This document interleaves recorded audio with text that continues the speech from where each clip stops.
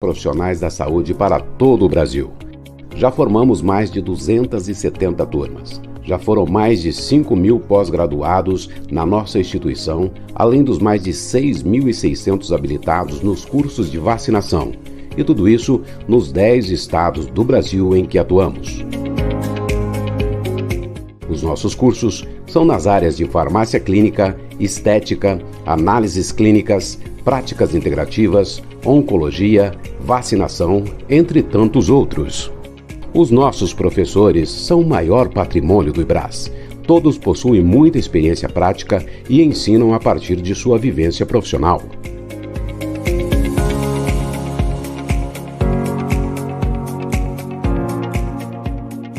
Trabalhamos com a utilização de metodologias inovadoras que transformam a vida de milhares de alunos por todo o Brasil, ampliando as oportunidades em sua vida profissional. Quem compara, faz IBRAS.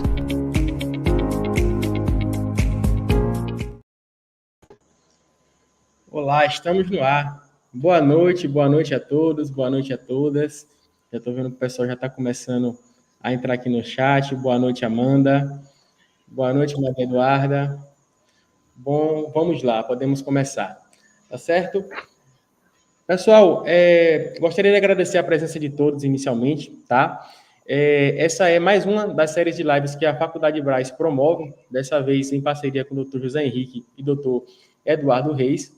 E hoje, né, o tema é o papel do nutricionista para usuários de esteroides anabólicos, tá?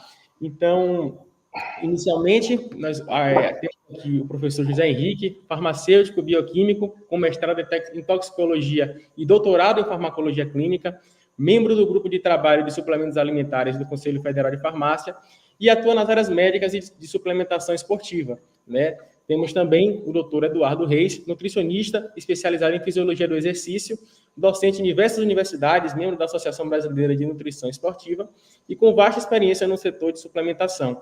Tá? Passo a palavra para os doutores. Muito obrigado pela presença, agradeço. Vou sair aqui do tela, mas vou estar aqui a todo momento. Qualquer coisinha é só me chamar, tá certo? E fique à vontade. Muito obrigado. Obrigado, João. Obrigado ao IBRAS, a todos aí do IBRAS. Queria dar boa noite a todos vocês. Pessoal, como vão? Prazer enorme estar aqui nessa live profissional, a live do século. Meu grande amigo, meu grande irmão, professor Eduardo Reis. Aos que não me conhecem, o professor José Henrique Bonfim, sou farmacêutico bioquímico e atuo na área de medicamentos e suplementos na prática esportiva. Sou docente em vários cursos de pós-graduação. Hoje eu trabalho também com atendimento clínico. E eu queria que o professor Eduardo fizesse uma breve apresentação. Nós passamos para as perguntas polêmicas ou não, hein, pessoal? Acho que algumas vão ser polêmicas. O tema é polêmico, hein? Ok. Fala, Du. Boa noite, João. Boa noite, Zé. Obrigado aí pelo convite. Confesso que eu fiquei um tempo sem falar sobre esteroides, porque eu percebi um ibope meio falso, né, em relação a quem fala sobre esteroide. Uma vez eu fui fazer uma palestra, e nessa palestra tinha lá o professor Guilherme Agostini, de Uberlândia, o professor Eduardo Haddad, Alexandre Gonçalves, o professor Leandro Paranhos, e no final todo mundo veio muito conversar comigo porque eu falei de esteroide. E eu percebi que aquilo ali estava muito errado, eram todos meus professores e o pessoal queria conversar comigo. E esse falso ibope me fez repensar sobre falar ou não em público sobre esteroides. Logicamente, porque eu trabalhei com bodybuilder muitos anos, o pessoal acabava vindo me perguntar muita coisa. E a gente vai trocar uma ideia boa em relação a isso, sobre o que acontecia e o que acontece hoje. Mas hoje o que a gente vê são pessoas que não estão ligando sobre a repercussão daquilo que falam. E isso é muito perigoso. Isso é muito perigoso e a gente tem que combater o que está acontecendo aí em relação às redes sociais e às pessoas que são especialistas em esteroides anabólicos. Duas, eu concordo plenamente com suas palavras iniciais. Eu lembro de um evento que nós fizemos há um bom tempo em Ribeirão Preto. Se não me engano, foi na Estácio, você, Rafael, estava Eduardo Haddad, um pessoal bacana lá. E assim, Eu estava praticamente começando aí a interagir com você, com o Rafa, a gente estava iniciando essa parceria maravilhosa que a gente tem até hoje, e você vê uma amizade que a gente tem, troca tanta informação no Instagram, né, cara, de maneira informal, mas que acaba sendo tão preciosa. E geralmente o foco do tema principal são os bodybuilders e os usuários de esteroides androgênicos anabólicos. Então, para Zé, começar, eu estão falando para se aumentar um pouco o seu áudio ou falar mais alto. O microfone está um pouquinho abafado, doutor, agora. Assim que vê agora melhorar. como é que está agora, tá bom? Ótimo, melhorou. Melhorou. Perfeito. Vou ficar mais próximo aqui, eu peço desculpas a todos, pessoal. Então, deixa eu fazer a pergunta inicial, eu acho que até relacionado à sua experiência, tá? E isso, lógico, tem a ver também no sentido de que eu trabalho com isso há bastante tempo. Eu queria que você falasse, você tem mais de 20 anos de nutrição esportiva, vamos jogar limpo, você começou lá quando era tudo mato, né? A nutrição esportiva, ninguém falava de nutrição esportiva, você estava fazendo isso. E a gente sabe que nutricionista esportivo, né, nutricionista do esporte mesmo, ter poucos que temos no Brasil. A maioria trabalha com pessoal que é entusiasta, digamos assim, né, de atividade física, o que é legal, ok? Mas quem trabalha com atleta mesmo, que é uma nutricionista esportiva, eu já ouvi dizer que não são muitos. E aí, nesse tempo todo de trabalho, eu queria muito que você falasse. Lógico que a gente sabe da realidade do que o pessoal quer. Eu vou falar, a gente chama de uso, mas o correto seria a parte de abuso, tá? E depois a gente explica um pouco melhor. Mas sobre o perfil do atleta que tem que fazer o uso de esteroide, normalmente é o bodybuilder, o MMA já teve sua época aí, mas enfim. Mas como que era o perfil do usuário, o perfil da prescrição ou prescrição de esteroides aí logo quando você começou e como isso mudou no decorrer do tempo? Você acha que tem banalização, os caras estão abusando, prescrição para mulheres está inadequada, tem muito cara que realmente, como você diz, é especialista, mas não tem nada de especial. Me diz aí um pouquinho da sua experiência com isso. E depois a gente vai falar qual é o perfil disso, qual é a questão, tá? Zé, eu comecei foi quando eu entrei para suplementação, né? Então, entre 99 e 2001. Então, meu primeiro emprego foi trabalhar numa loja de suplementos. E a loja patrocinava um bodybuilder. Então, meu pai sempre gostou muito. Meu pai fez curso do Charles Atlas, né? A certificação é coisa muito antiga. Eu até mandei pro Sardinha esses dias o certificado. E então isso me empolgou muito a trabalhar. E eu conhecia musculação por conta do meu preparador no futsal, que por conta da minha posição e como eu jogava, ele me pediu para que eu ganhasse um pouco mais de massa muscular, porque o pivô era um cara que tinha que ser um pouco mais forte para ele conseguir atuar ali em quadra. Fui trabalhar com suplementação. Com a suplementação, conheci os bodybuilders, né? Existe uma ligação muito grande entre suplementação e bodybuilding. E aí comecei a vivenciar isso o dia inteiro, né? E o que a gente percebia? O acesso às drogas era muito difícil, a primeira coisa. Então, o acesso era muito difícil. O médico, ele não prescrevia, ele tinha medo de prescrever. Então, o que acontecia era um conchavo da pessoa que queria usar com um farmacêutico, que ele conseguia, de alguma forma, uma receita para conseguir liberar esse fármaco para o usuário. Com essa crescente, que era bem baixa, até 2005, até 2007, algumas pessoas começaram a conseguir entender como que funcionava o sistema para burlar o sistema contra ele mesmo. Então, com receitas, ou comprava distribuidores, comprava fornecedores, e aí começavam a ter acesso a maior quantidade, e aí os atletas iam até eles. Então, a cultura do esteroide para o bodybuilding no Brasil, ele sempre veio de uma cultura de, vamos falar assim, veio de um alternativo. Veio de uma forma errada, né? Veio de um tráfico, veio de um suborno, veio de sabe? Sempre veio ligado a uma coisa ruim, né? Então, não tem como mudar muito isso, falar que vai mudar isso, porque o cara fala assim, pô, até agora fez, agora vai querer regularizar, agora você vai... Então, assim, quem se propõe a fazer certo hoje é muito julgado, porque, pô, mas você já fez isso a vida inteira. Aí, quando eu, por exemplo, me posiciono contra a farra do esteroide, muita gente vem em boxe e fala assim, você tá de sacanagem? Trabalhou com bodybuilder que socava droga para dentro e agora você tá falando que é contra?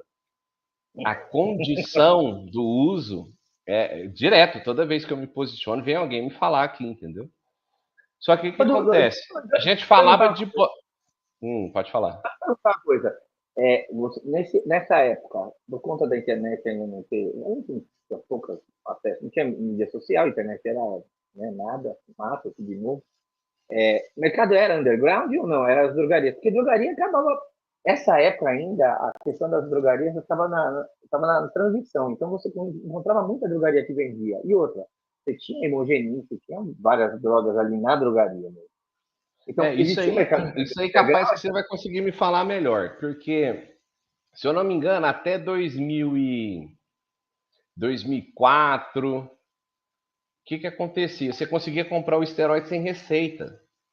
Não, 2002 foi quando saiu a resolução dele, que exigia inclusive o CID na prescrição. Antes disso, sem receita. Não. A portaria 344 de 98, na verdade, antes da portaria 344, que é dos medicamentos controlados, tinha a portaria 27 e 28. Quem é velho aí, sabe, mas o pessoal não é velho, não deve estar aqui.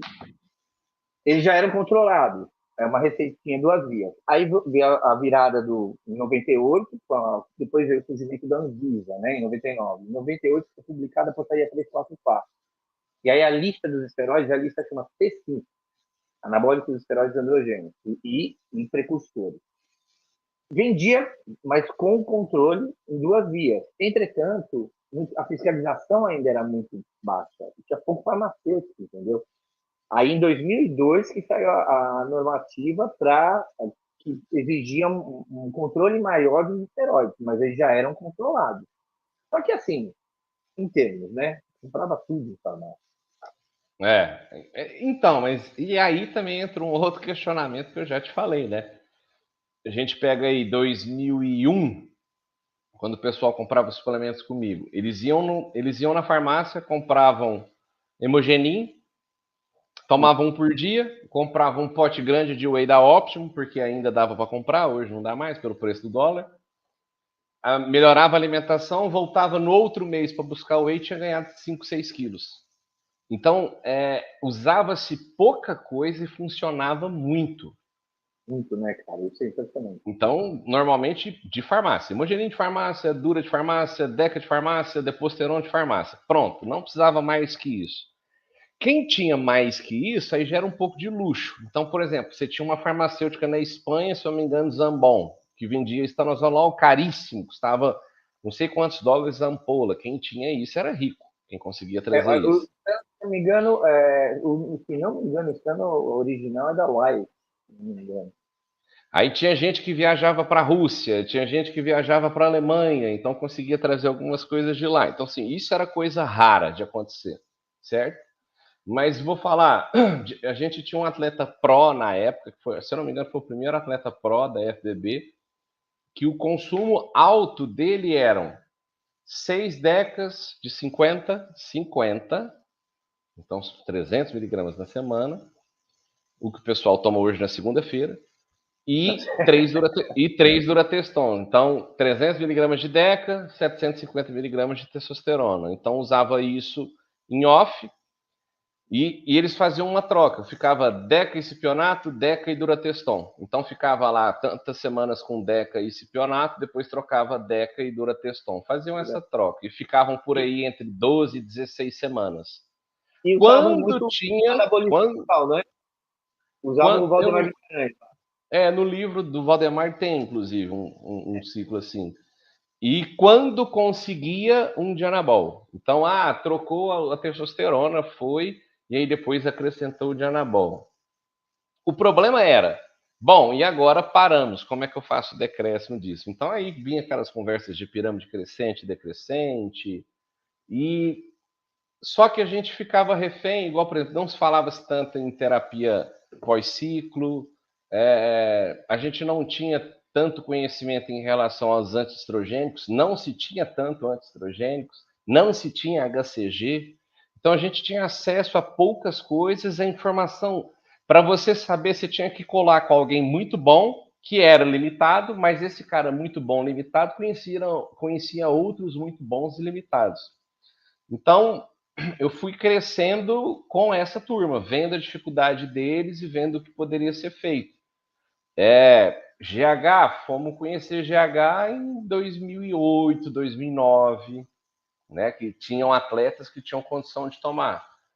Só que o que acontece? Para mim, 2007 para frente é onde o pessoal já começou a abusar do que era disponível. E aí o que tinha na farmácia começou a não ser suficiente, porque aí começou a ficar um pouco mais rígido também em relação ao controle dos fármacos. E aí isso abriu um pouco de espaço para a galera descer para o Paraguai, comprar os fármacos lá. Não se sabia se originais, se falsificados, mas compravam lá e começaram a subir para o Brasil. Quando isso começou, vários atletas ou pessoas que conheciam atletas começaram a descer para o Paraguai, comprar fármaco lá, subir para o Brasil e fazer aí entrar para outra penalidade criminal, né? Que é o de tráfico de esteroides. A gente ficou sabendo de pessoas do Brasil que abriram um laboratório no Paraguai, porque lá era conseguir abrir, no Brasil não. E aí, de mesma forma, tinha que trazer de lá para cá, então tudo isso era via contrabando. Então, a cultura do uso de esteroides no Brasil é muito associada a isso. E aí o que acontece? Todo mundo que queria experimentar alguma coisa de esteroide encostava em algum bodybuilder para perguntar. Então, vinha lutador de MMA, lutador de jiu-jitsu, caras muito famosos chegavam em atletas meus para perguntar. E normalmente toda vez os atletas, eles não falavam disso sozinho. Sempre tinha o nutricionista, o médico, o preparador, sempre estavam juntos para trocar uma ideia, para pensar numa proposta, numa solução para aquilo que não fosse tão perigoso. Mas todo mundo tinha medo. Todo mundo tinha medo, né? E eu tô te falando que é uma época que não tinha trembolona, era uma época que não se usava Lotestin com grande quantidade de frequência. A gente sabia que os caras do Olímpia usavam 10, 20 vezes mais do que deveria ser utilizado, então existia um respeito em relação às dosagens. É isso que eu ia te perguntar, porque assim, se hoje ainda é considerado tabu, ninguém fala. Agora não aparece mais gente falando, mas vamos ser sinceros. Tem gente imagina, se é natural, não é natural. Cara, era assim, era totalmente discriminado. E aí, outra, a quantidade de fármacos disponíveis era relativamente baixa. Eu não sei, eu acho que começou a ter uma crescente de inventar a questão dos custos mais drogas. E aí a minha pergunta, na verdade, me liga para outra coisa. Você acha que aí, depois você vai falar já da mudança, eu queria que você encaixasse se a mudança tem a ver com o surgimento da nutrologia. Então, se tem alguma relação. Eu acho que tem muita coisa interligada.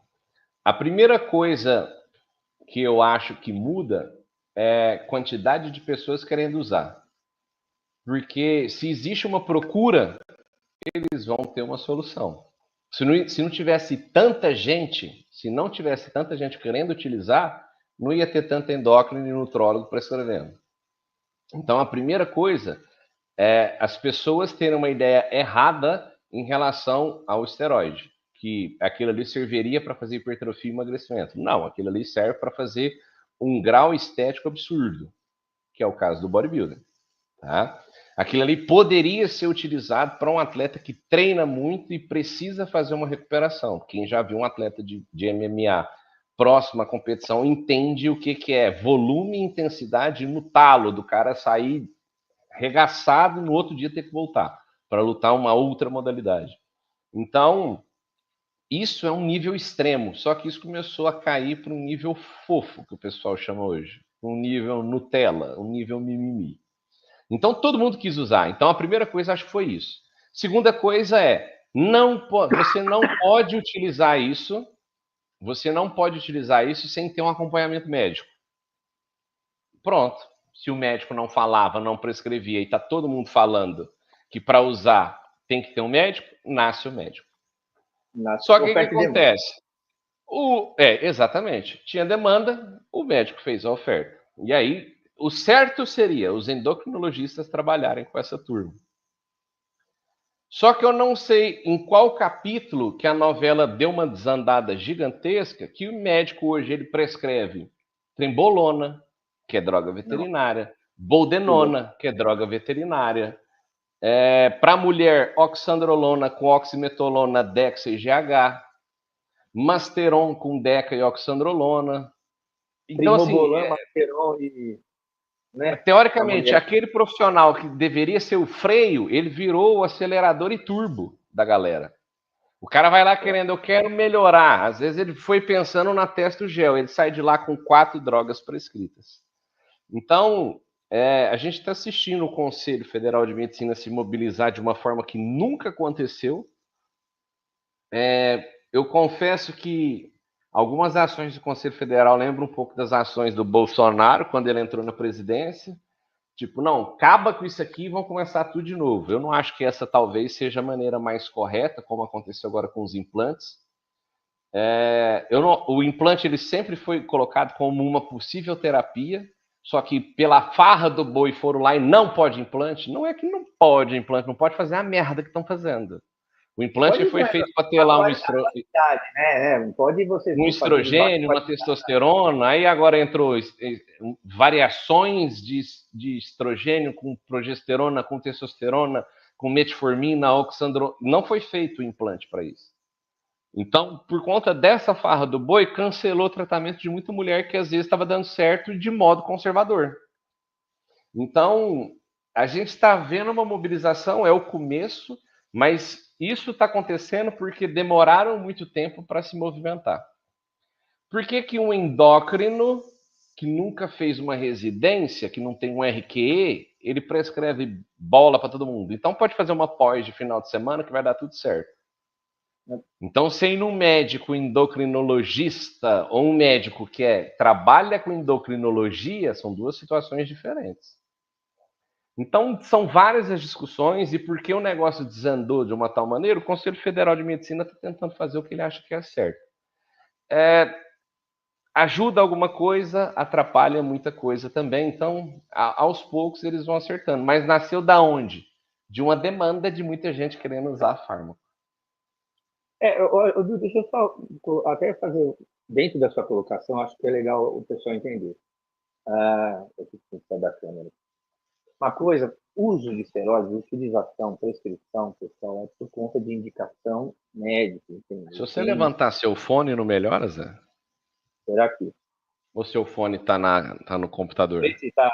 Não, ele tá no celular. Tá bom assim? Já melhora um pouco, ou se você falar mais alto. Eu vou ter que falar mais perto aqui, então, mais alto. Eu não gosto nem do fone, na verdade. Melhor talvez tirar o fone. Se não der eco? Não, tudo bem. A questão do uso, pessoal, é por indicação clínica médica, tá? Então, quando o médico faz a residência em endocrinologia, o que vai acontecer? Ele vai aprender a prescrição de esteroides para as indicações às quais ele foi aprovado. Testosterona para reposição de testosterona, para algum processo anabólico, oxandrolona para processos anabólicos, para tratamento de queimados, tratamento de pós-cirúrgico, lesão tecidual maior, enfim, algumas síndromes, síndrome de Turner, algumas anemias, nandrolona, né? Você tem várias aplicações clínicas, enfim. Trembolona, não tem. Boldenona, não tem. Fetilhemogenin para algum tipo de anemia, enfim. Isso é residência médica. O que a gente está tratando aqui, pessoal, é o uso no esporte. E o uso no esporte, no geral, ele é doping, tá? Não são substâncias permitidas. Quando a gente fala de bodybuilding ou fisiculturismo, São pessoas que precisam utilizar esses medicamentos porque é uma questão estética importante. E aí, você se sobrepõe a protocolos médicos porque são dosagens empíricas. Então, a gente teve que aprender muito com o submundo aí, digamos assim, submundo, né? Porque eu sou apaixonado pela questão do fisiculturismo, eu comecei por conta disso, comecei até com duas juntos, e a gente vê o quê? Dosagens estranhas, ciclos estranhos, não tem uma produção científica tão adequada para a área. Então, o que o Dudu está trazendo é isso. De repente, vira uma panaceia de prescrição de fármacos que a gente não faz ideia do que vai acontecer. E muita gente falando que não, tem que ser esse para isso, esse para aquilo, esse para isso, esse para aquilo. Então, o que eu acho que é legal que o Dudu está explicando é isso, como que era a prescrição e de repente veio uma demanda e aí você surge especialidades médicas sem residência, com todo o meu... Estão me ouvindo? Agora sim. Não, deu só um piquezinho Tá. só. Tá. Mas aí, aí eu já vou emendar aqui. Você tem essa variação toda, né, desses anos todos, você viu essa mudança. Como é que funciona a questão do nutricionista em direcionar um planejamento para um usuário ou uma pessoa que comete abuso de esteroides? Muda muito no atleta? Tem as variações? Quando é fase de campeonato, você tem que mexer muita coisa? Balanço proteico, enfim, fala isso aí para até para os colegas entenderem. Até o Eduardo Haddad falou uma coisa aí que é importante, depois a gente volta nesse assunto aí. Mas uma coisa que é importante é, quando eu entrei na faculdade de nutrição, e aí eu já fui muito para a Educa, eu conheci um professor que é xará do Eduardo Haddad, que está aqui, e da educação física, né? Um dos caras que eu mais aprendi aí na minha vida foi ele. E eu via ele era competidor, ele era bodybuilding, e eu ia muito em curso para perguntar para os professores, bom, e o usuário de esteroide usa mais proteína? E a resposta era sempre a mesma, usa 2 gramas. Eu falei, pô, mas ninguém tem... Só uma pergunta, desculpa aí, só uma pergunta. O que você está falando, o professor Eduardo, lá de Uberlândia. De Uberlândia. Isso, o professor Eduardo. Aí eu fui falar com ele, falei assim, Haddad, cara, todo mundo me fala que o usuário de esteroide tem que usar 2 gramas de proteína, eu acho que tá errado. Ele falou, eu tenho certeza que tá errado, agora como é que a gente vai mostrar isso? Eu falei, eu acho que eu tenho uma ideia.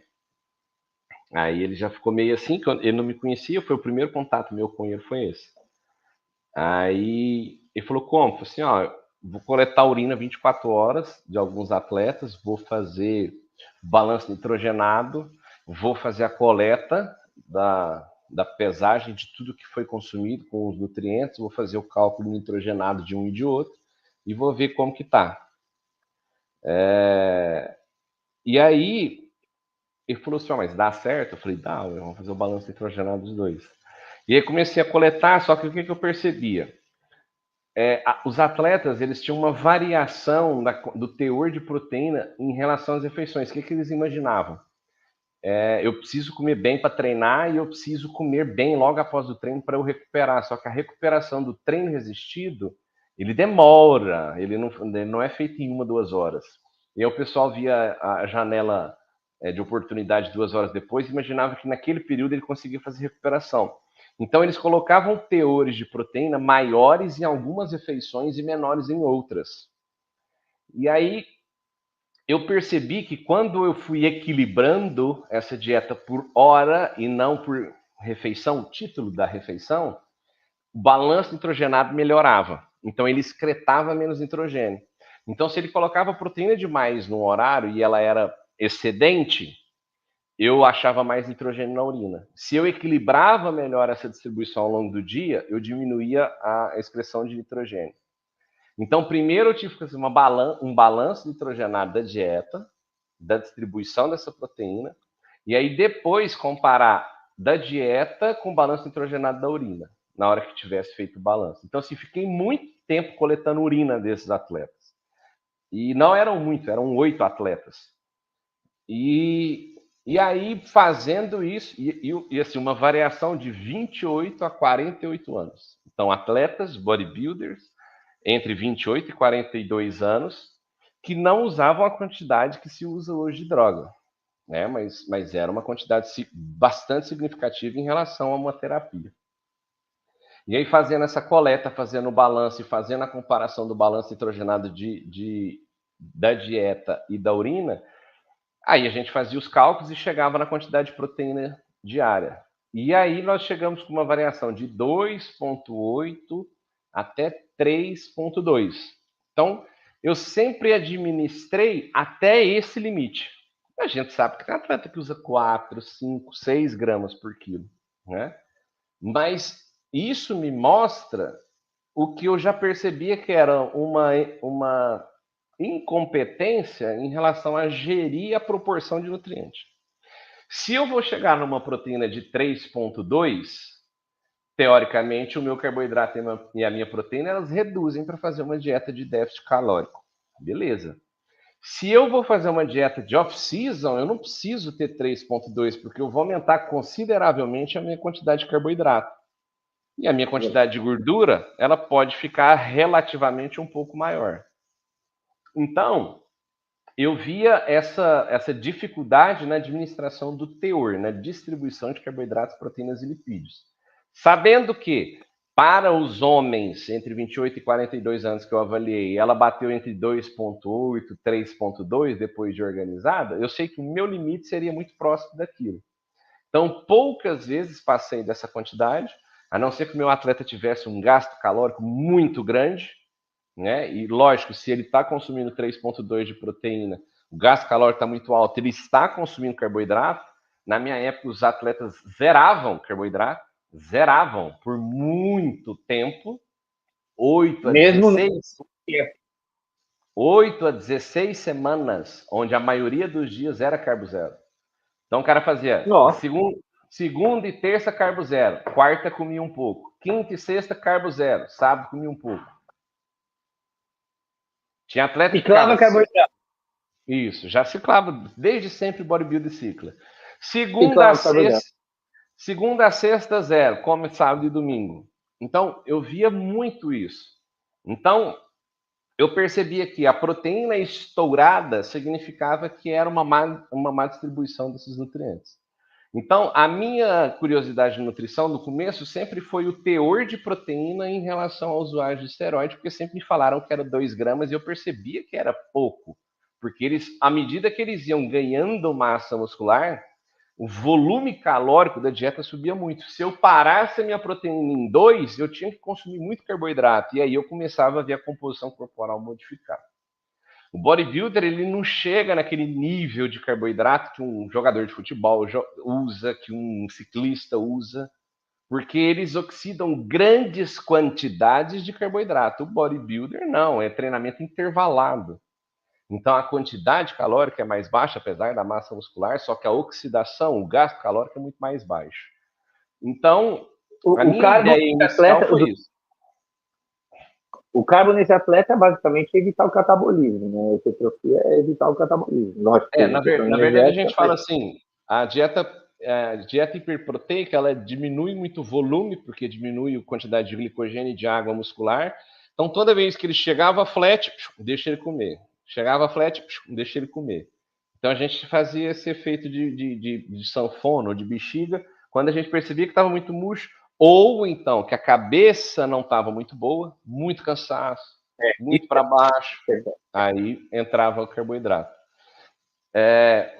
Eu percebo isso em outras modalidades também, por exemplo, na natação, que o pessoal acelera muito o volume de treinamento e chega em dias que às vezes o atleta ele está quebrado, ele não consegue nadar.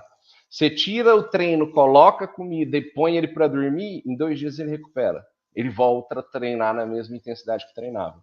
Então, essa relação de volume e intensidade sempre foi a maior dificuldade dos treinadores. E aí, o nutricionista tem que conseguir entender isso para conseguir gerir essa distribuição de energia, né? Então, do ponto de vista nutricional, tudo nasceu ali da curiosidade de quanto de proteína colocar, porque eu percebia que quando eu segurava em 2 e aumentava o restante em carboidratos e gorduras, a composição corporal ficava comprometida. Então, o nutricionista ele tem que ter essa habilidade para conseguir trabalhar isso aí. E tem muita gente que fala assim: o nutricionista me vê a cada 30 dias. Cara, os meus bodybuilders, eu chegava a ver 2 vezes por semana, porque mudava.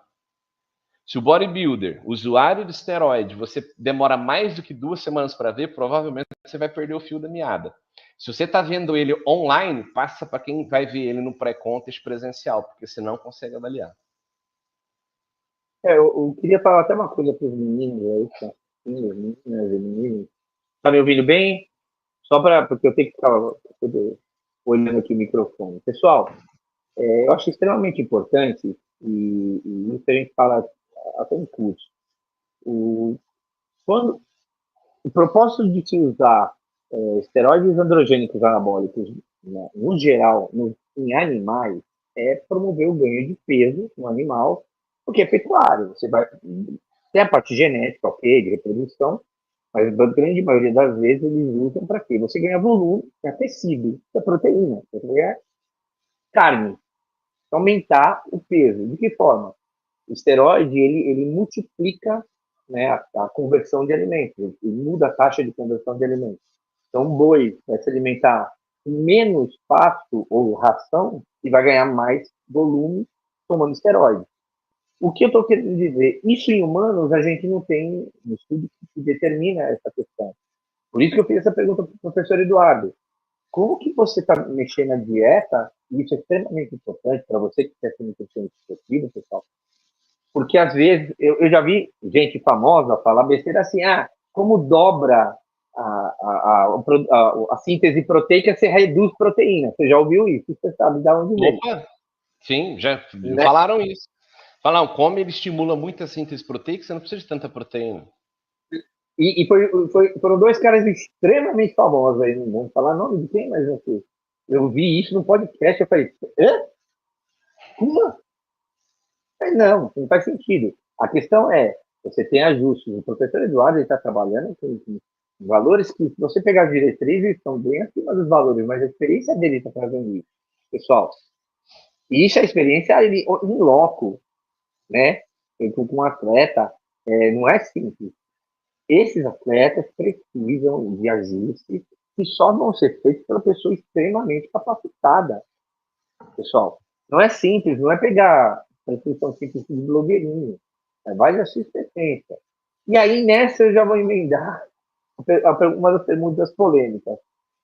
Por conta desses fatores, você tem que estudar tanto para chegar nesse ponto, saber conhecer as drogas, conhecer, além da nutrição, como esse mercado com esses coaches todos influenciou nesse processo, e aí com coaches que promovem treino, dieta e medicamentos.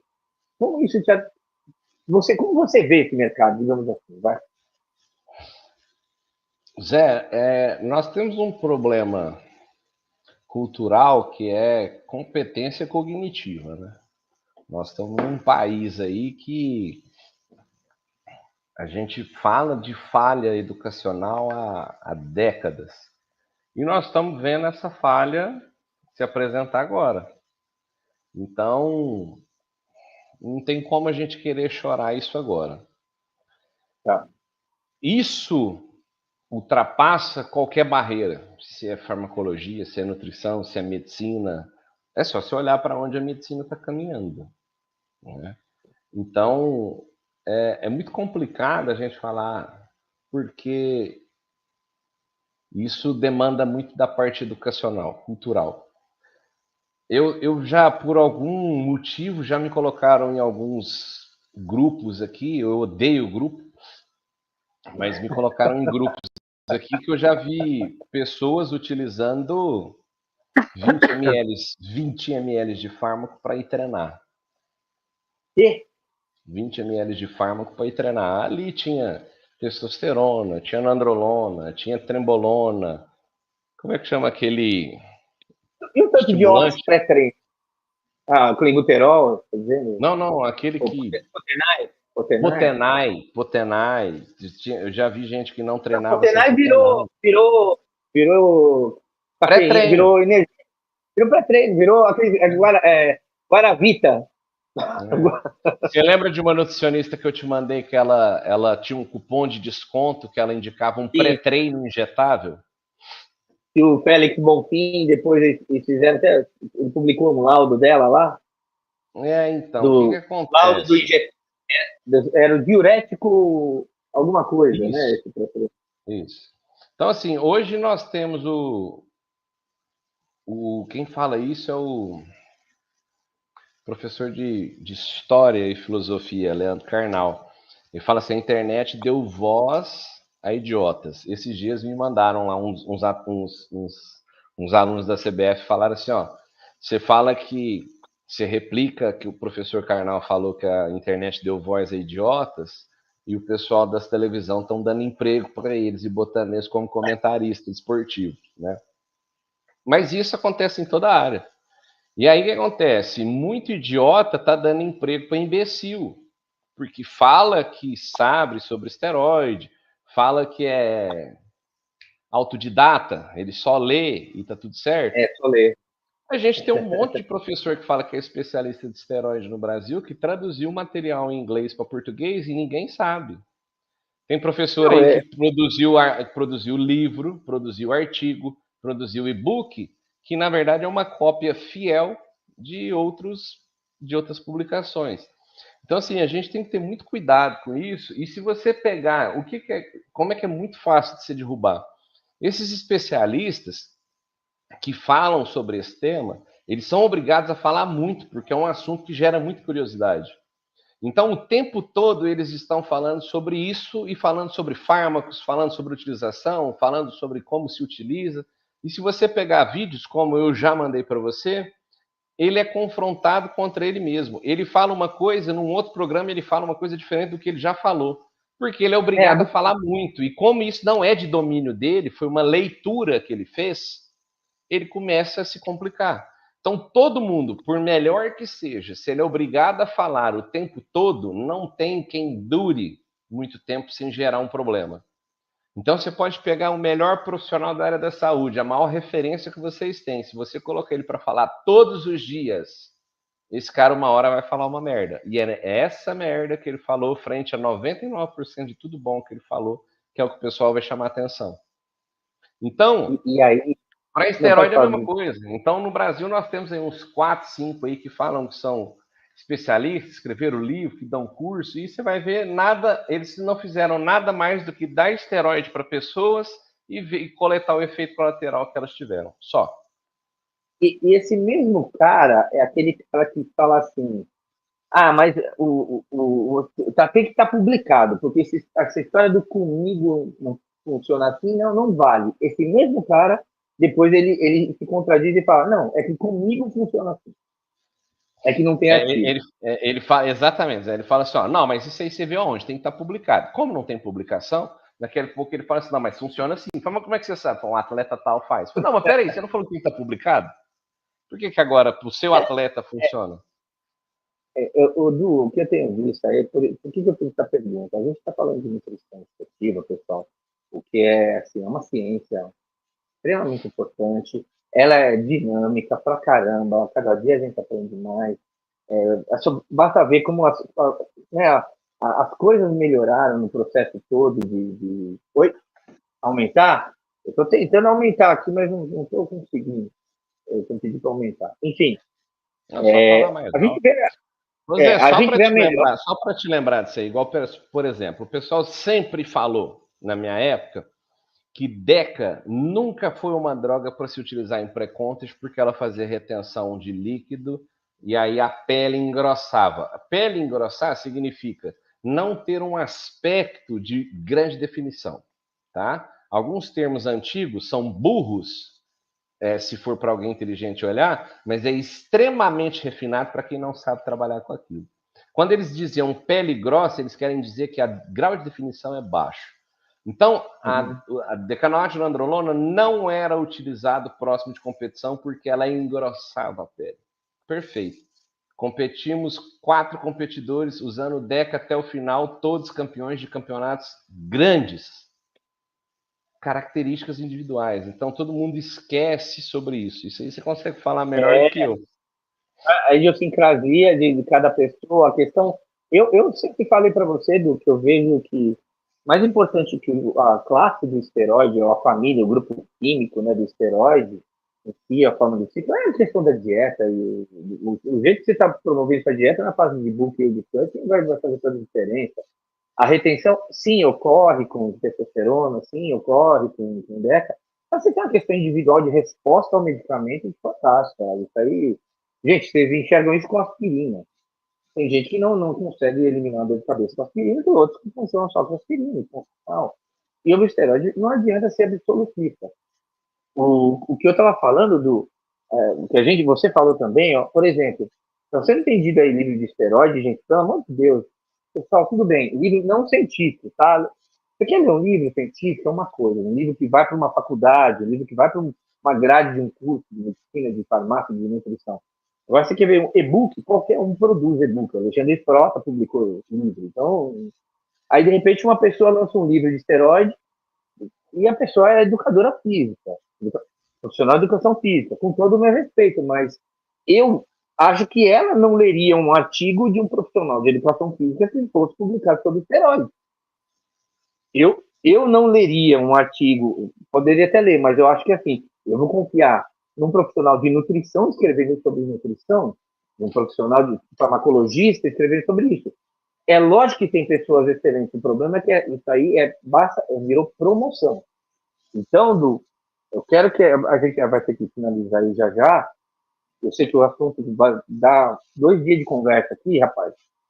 O feijão cozinhando lá, engrossando.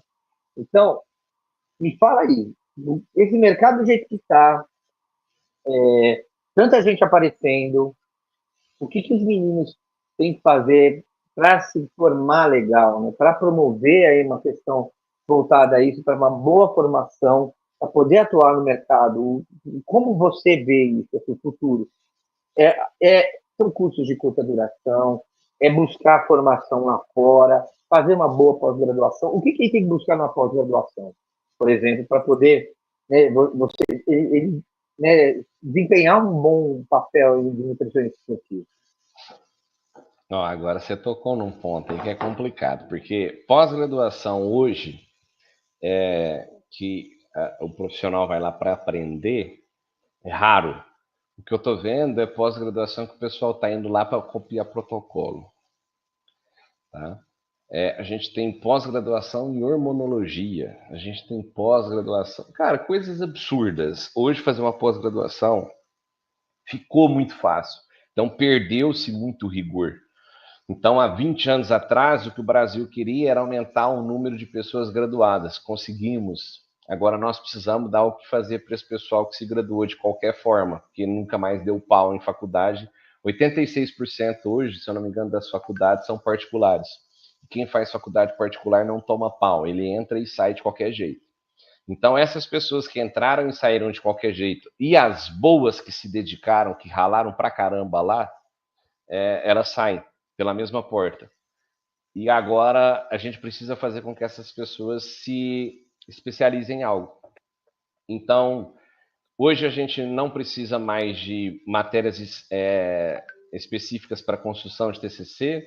Hoje a gente não precisa fazer 100% presencial. Hoje a gente tem modelo híbrido. Hoje a gente tem modelo EAD. Só que o que a gente não tem é um compromisso da pós-graduação com os alunos em querer ensinar. Antigamente, se você me perguntasse há 15 anos atrás o que é que tinha que fazer, eu ia falar assim, ó, vai para a rua, vai aprender com quem você quer trabalhar. Quer trabalhar com bodybuilder? Se ofereça para trabalhar com bodybuilder e aprenda com eles.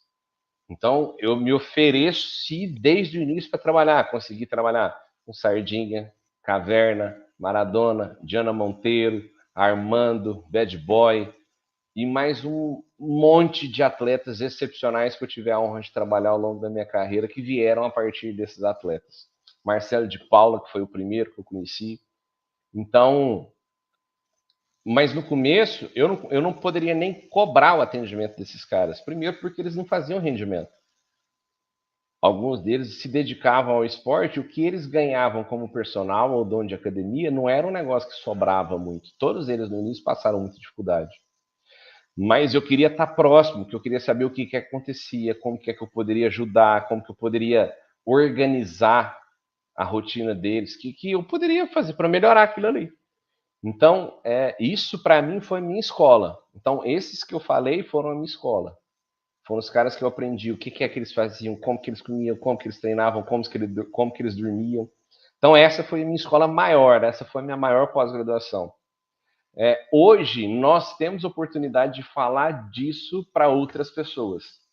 O intuito de nós estarmos reunidos aqui, provavelmente, é que a gente consiga levar este tipo de informação em algum lugar fechado, controlado, com professores que nós sabemos que têm esse compromisso. Então, uma pós-graduação que tiver o Zé aí encabeçando, se eu entrar na pós-graduação e tiver alguém meia bomba, eu já nem entro. Pelo mesmo lugar que eu entrei, eu saio, eu nem dou aula. Eu já pedi para sair de pós-graduação famosinha, que tem muita gente fazendo, que está bombando até hoje. Por quê? Desorganizada, passar protocolo para tomar bomba. Isso, para mim, não. Agora, se querer saber a ação do fármaco, o efeito, quais são os colaterais, o que faz, o que não faz, qual a modalidade que usa, se é estética, se é performance, se é rendimento, se é terapia, se é doença crônica não transmissível, como é que usa, como é que controla efeito colateral, acompanha isso com o exame laboratorial, acompanha com o exame bioquímico, exame de imagem, quem é os profissionais que vão estar, fisioterapeuta, médico, farmacologista, nutricionista, quem é que está ali? Primeira coisa é essa, não ir no embalo de, nossa, vai falar de hormônio, eu vou. O negócio é como que se fala do assunto. Então, não é toda pós-graduação que é boa. Então, a gente tem que ver primeiro o corpo docente, o que é que eles propõem a falar. Conhecendo as pessoas, muito provavelmente, o que vai ser falado pode ser bom. Mas, ir no embalo de, é o cara que mais fala, é o cara mais conhecido, você vai entrar numa furada. E se você tentar replicar, você vai ocasionar problemas no seu dia a dia. Tem muita gente que fala, não, porque eu sou bom, que parará para... Quantas vezes a gente já ouviu, Zé? Que o fulano é bom, que o fulano não sei o quê, é médico, morreu. Morreu por quê? Infartou. Esteroide demais. O médico usava esteroide demais, aquele médico que prescrevia para todo mundo e morreu. O fim de todo mundo é esse. A gente sabe que a única certeza que nós temos é que todos nós vamos morrer. Agora, o que a gente vai fazer daqui até aquele horário ali, esse é o diferencial do profissional que você tem que buscar. E é isso, pessoal. A gente tem visto, lógico que também o acesso ficou mais fácil à informação. O Du sempre publica, eu acabo replicando algumas vezes, sobre óbito de atletas, bodybuilders. A gente sabe de onde vem, porque são pessoas A gente novas. tem uma aula só disso, né, Zé? E a gente fala do risco, principalmente do risco cardiovascular. O Du mostra o Du é fantástico, ele mostra o número de óbitos em bodybuilder, as causas de morte, que é super legal. E tem que ser nutricionista, como pode participar disso? Porque, infelizmente, pessoal, a gente está num país, vou dizer aqui, tá? Falar por nós, mas que tem nutricionista prescrevendo esteroide. E tem lugares que aceitam isso. Não é só função. O bonito da nutrição é a nutrição, pessoal. O mais importante da nutrição é a saúde que ela proporciona. A nutrição é uma profissão de saúde, de prevenção, de cuidado. E quando ela se propõe a atuar com o atleta, é para melhorar o desempenho, promovendo também saúde. E de que forma que ele pode atuar? Vocês viram aí que o professor Eduardo está falando. Se você não tem um conhecimento acadêmico, científico, mesmo prático, e uma retaguarda de bons profissionais, que não são blogueiros X, esquece isso, gente. Eu já vi 500 pessoas falando, você quer aprender direito? Sai da internet. Sai de mídia social. Você quer estudar? Sai de mídia social. Ali não é o lugar para estudar. Por mais que eu promova meu conteúdo, professor Eduardo, é uma questão de promoção profissional, mas a gente pode publicar conteúdo, mas eu não estou ali para, sabe, meu papel é outro, eu sou divulgador de conhecimento como professor, e eu quero entrar parte de um corpo docente, um curso de pós que eu acredito, e eu possa trazer pessoas, que o professor Eduardo possa indicar pessoas que vão fazer a diferença para vocês. Então, a gente tem uma proposta de montar o curso agora, a gente vai lançar esse curso. Eu tenho certeza que As pessoas que nós vamos trazer, elas são pessoas de nome na ciência, e é isso que importa, nome na profissão. Não é nome famoso porque mostrou a biquíni, sei lá, que inferno, gente. Desculpe, eu falo assim, é uma brincadeira no tom da gente falar, mas a gente fica preocupado com vocês mesmo, porque realmente o que se busca hoje é número de likes, e isso já faz um certo tempo. Du, você quer finalizar com alguma coisa? Porque a gente vai ter que já encerrar aqui. Eu vi que alguns mentorandos entraram aqui também. Eu não dou mentorando para muitas pessoas, mas uma das coisas que eu venho chamando bastante atenção que o nutricionista hoje tem que trabalhar é com a organização da rotina. Então tem pessoa que fala que quer fazer dieta, mas não consegue fazer dieta. Tem gente que quer hipertrofia, mas não consegue hipertrofiar. Tem gente que quer emagrecer, mas não consegue emagrecer. Cara, sempre a ideia nasce de uma programação. E essa programação é objetivo e o que tem que ser feito.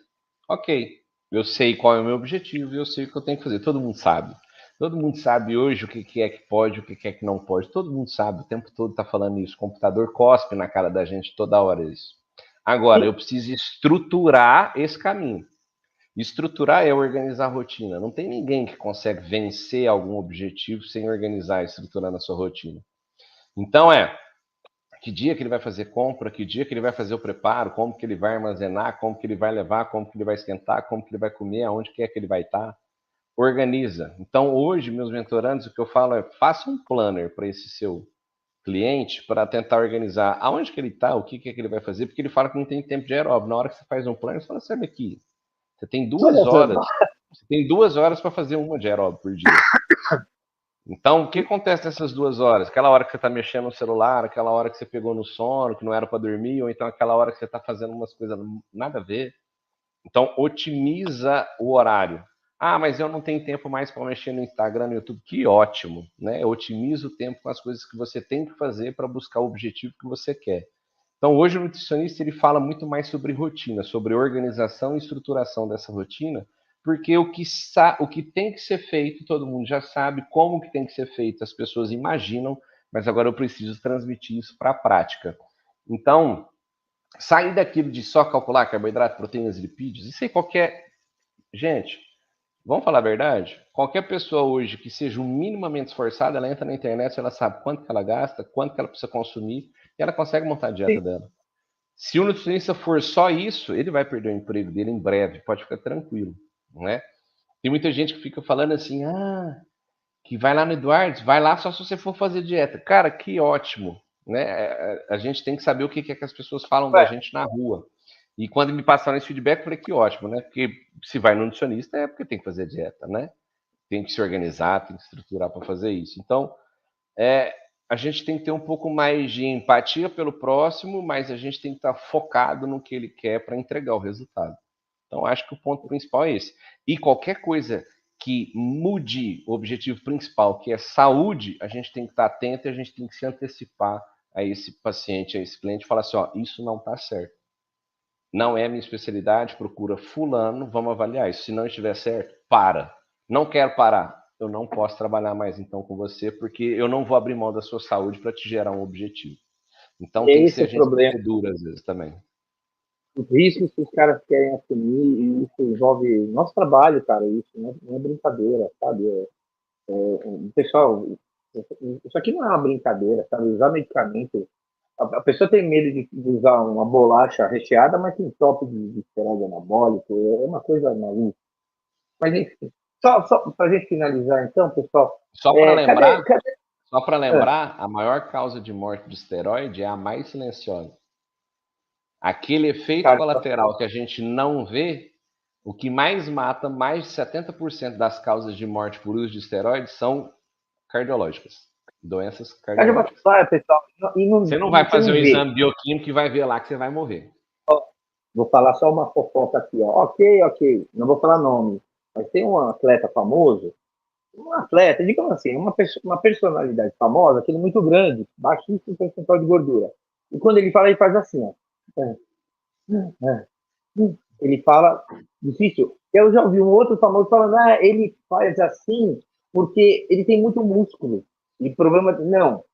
Meu grande amigo Silvio cardiologista falou, ele está dispineico, o coração dele está hipertrófico e ele não está bombeando sangue de forma adequada. Esse cara pode morrer. Ele tá, isso é dispneia.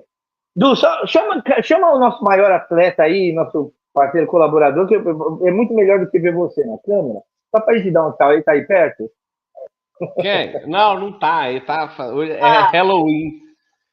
É o filho do Dudu, gente. Ele tá montando as coisinhas. É nosso mascote desde sempre, agora já é um molecão. Nosso mascote. Ô, João, vamos lá então, pessoal. A gente vai lançar, com certeza, agora o nosso curso de pós aqui pelo IBRAS. Quero agradecer demais o Valmir, o pessoal do IBRAS, porque tá por acreditar, e a gente tem certeza, a gente vai fazer um trabalho muito, muito profissional nesse curso. E eu quero que vão ter outros cursos, com certeza. O professor Eduardo vai encabeçar isso junto comigo.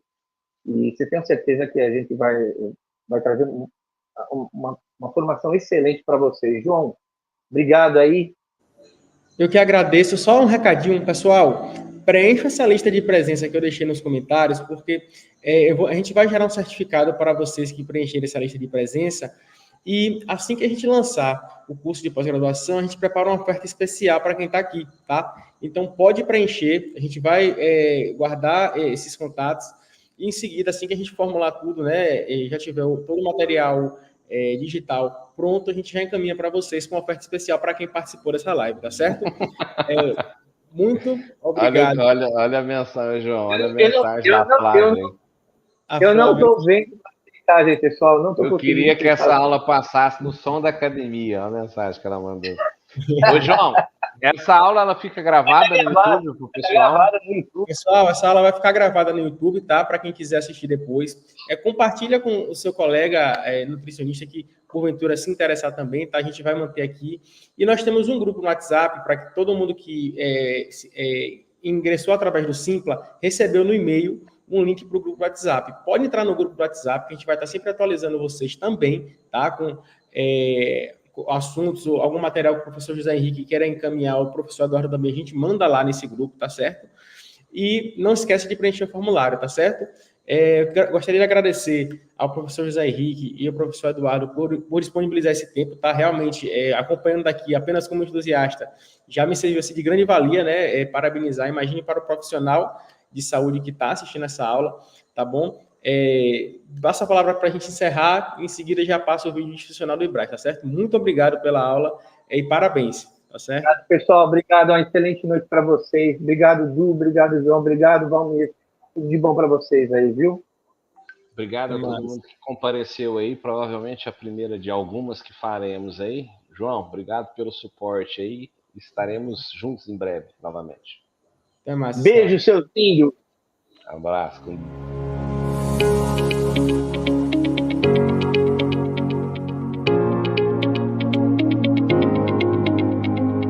O IBRAS surgiu em 2008 com a missão de capacitar profissionais da saúde para todo o Brasil.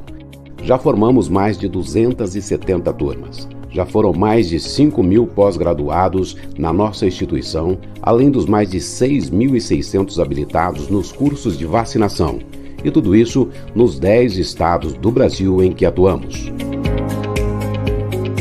Os nossos cursos são nas áreas de farmácia clínica, estética, análises clínicas, práticas integrativas, oncologia, vacinação, entre tantos outros.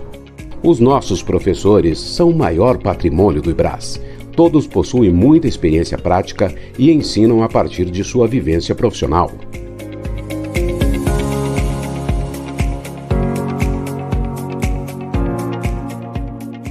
Trabalhamos com a utilização de metodologias inovadoras que transformam a vida de milhares de alunos por todo o Brasil, ampliando as oportunidades em sua vida profissional. Quem compara, faz IBRAS.